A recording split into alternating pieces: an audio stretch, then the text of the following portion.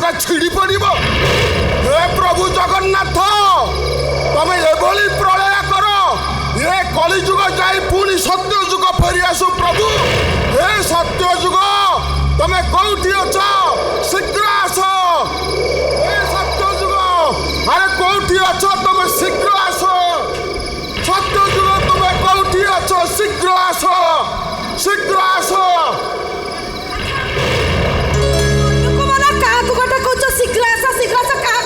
ଏ ଦେବକୀ, ଆରେ କାହାକୁ ଆଉ ଡାକିବି? ସେ ସତ୍ୟ ଯୁଗକୁ ଡାକୁଛି। ସେ ସତ୍ୟ ଯୁଗ ଆସିଲେ ଆମ ଭଳି କାଙ୍ଗାଳ ଭିକାରୀ ମାନଙ୍କ ପେଟ କଥା ବୁଝିବ। ହଉ ହଉ, ସେ କଥା ଛାଡ଼ିବ। ମତେ ସେ ବ୍ୟାଗଟା ଦେଲ। ସେ ଚୁଲିରେ ହାଣ୍ଡି ବସେଇ ପାଣି ତାତି ଗଲାଣି। ଦିଅ ଦିଅ। ଖାଲି ବ୍ୟାଗ, ଚାଉଳ କାହିଁ? ଚାଉଳ କାଣିନ? ବରଷା ମେଘ ରାତି ଦେବକୀ, ବରଷା ମେଘ ରାତିରେ ବାବୁଙ୍କ ଦରୁଆନ ଗେଟ୍ ଖୋଲିଲାନି। ସାହୁକାରଟା ସଉଦା ଦେବା ପାଇଁ ସଭା ସଭା ମନା କରିଦେଲା। କହିଲା ତମ ଭଳି କାଙ୍ଗାଳ ଭିକାରୀ ମାନଙ୍କୁ ଚାଉଳ ଦେଲେ ମୋ ଡଙ୍ଗା ବୁଡ଼ିଯିବ। ହେଲେ ଆମେ ରାତିରେ ଖାଇବା କ'ଣ? ହେ ଦେବକୀ, ତୁ ଗୋଟେ କାମ କର, ଘରେ ଯେତିକି ଚାଉଳ ଅଛି ସେତିକି ଯାଇ ରୋଷେଇ କରିଦେ ଯା। ଶୁଣ ବା, ଯେତିକି ଚାଉଳ ଅଛି 2 ଜଣକୁ ନିଅଣ୍ଟ। ହେଲେ ଆମେ 5 ପ୍ରାଣୀ କୁଟୁମ୍ବ ଖାଇବା କ'ଣ? ଆଉ କ'ଣ ତୁ କହୁଛୁ? ମୁଁ କ'ଣ ଚୋରି କରି ଆଣି ତମକୁ ମୁଁ ଚୋରି କରିବା କଥା କେତେବେଳେ କହିଲି କହିଲ? ଏ ଦେବକୀ, 5 ପ୍ରାଣୀ କୁଟୁମ୍ବ, ଆରେ 5 ପ୍ରାଣୀ କୁଟୁମ୍ବ ପୋଷିବା ପାଇଁ ଏ ବୁଢ଼ା ପାଖରେ ଆଉ ବଳ ନାହିଁ।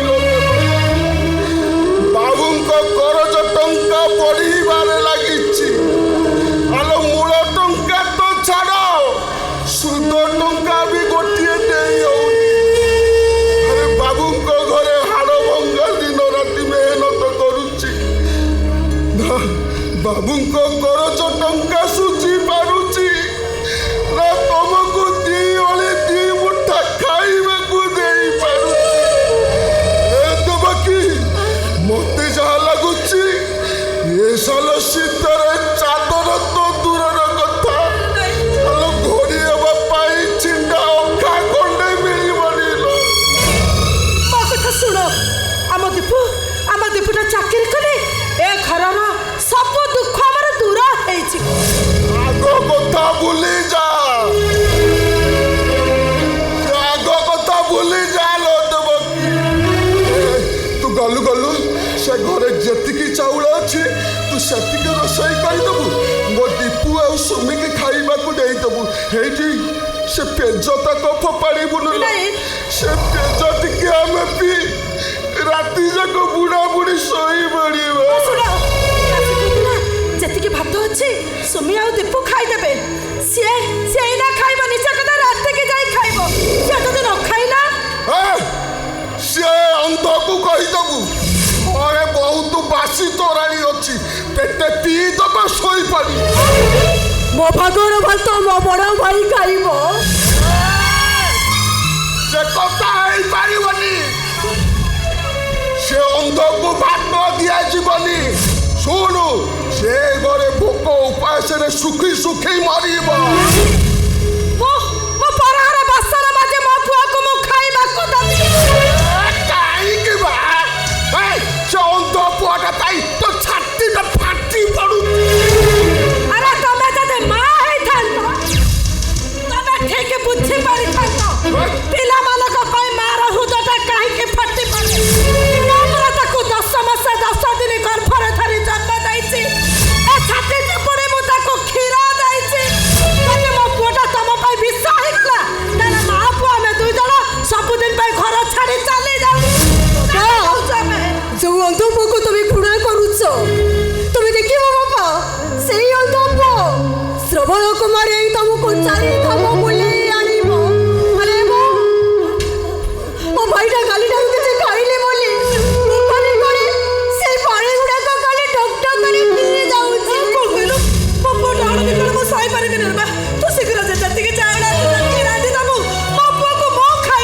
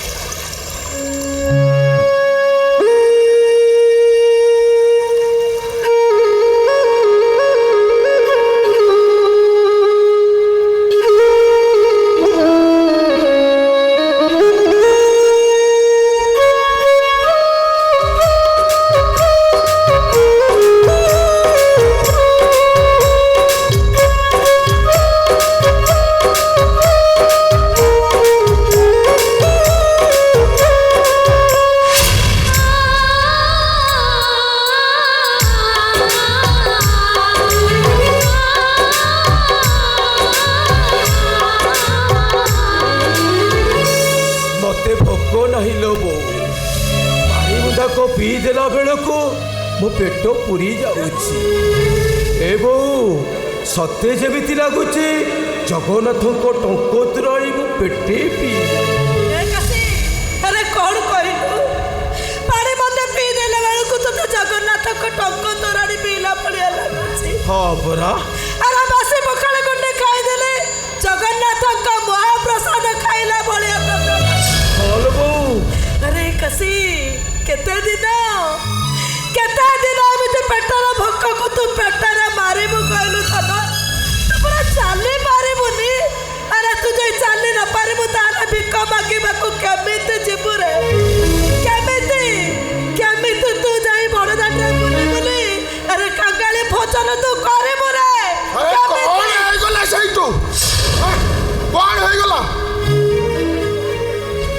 ରେ ଦେବକୀ? ବଡ଼ ଶାନ୍ତ ଆଉ ବଡ଼ ଠାକୁର ତାଙ୍କ ପେଟର ଭୋଗ ମାଗିବା ପାଇଁ ସେ ପୁଣି ଚଣ୍ଡାଳ ଘରକୁ ଯାଇଥିଲେ ନା? ଭିକ ମାଗିବା ଗୋଟେ ହୀନ କାମ ବାପା, ହୀନ କାମ। କହିଲା ବାପା ଭିକ ମାଗିବା ଗୋଟେ ହୀନ କାମ? ସକାଳ ପାଇଲେ ଶହ ଶହ ତୋରି ଭଳି ଅନ୍ଧମାନେ ଯାଇ ଷ୍ଟେସନରେ ଭିକ ମାଗୁଛନ୍ତି। ତାଙ୍କର ହୀନ କାମ ହେଇଯାଉନି, ତୁ ଗଲେ ହୀନ କାମ ହେଇଯାଉଛି। କହିଲା କଣ ନା ବାପା ହୀନ କାମ?